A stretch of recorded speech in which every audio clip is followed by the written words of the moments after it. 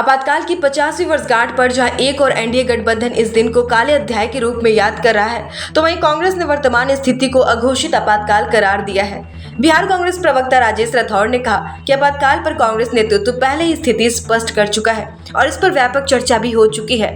उन्होंने कहा कि आपातकाल के समय जितने समाजवादी नेता दल और विचारधारा से जुड़े लोग थे, वो आज कांग्रेस और इंडिया गठबंधन के साथ हैं। राठौड़ ने केंद्र सरकार पर संवैधानिक संस्थाओं के दुरुपयोग का आरोप लगाते हुए कहा कि ईडी, सीबीआई, इनकम टैक्स और अब चुनाव आयोग तक का दुरुपयोग किया जा रहा है।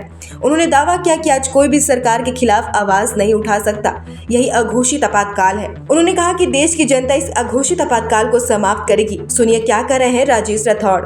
देखिए, आपातकाल के 50 वर्ष और इस 50 वर्ष का जो है आपातकाल के समय लोकतंत्र का जो गला घोटने का काम किया गया था और उस काला अध्याय को कभी ये देश भूल नहीं सकता है। और आज उनके वंशज संविधान की किताब लेकर के देश में घूम रहे हैं।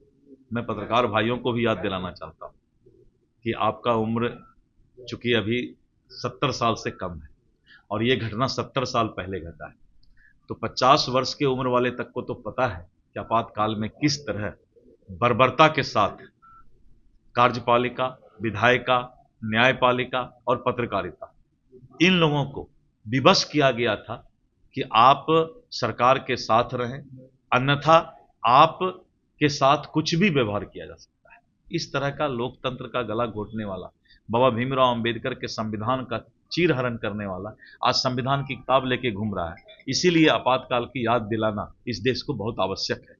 और लोकनायक जयप्रकाश नारायण जी इसी बिहार की धरती के थे जिन्होंने उसके खिलाफ आंदोलन छेड़ा था, इसलिए भी बिहार की जनता इसको भूल नहीं सकती है।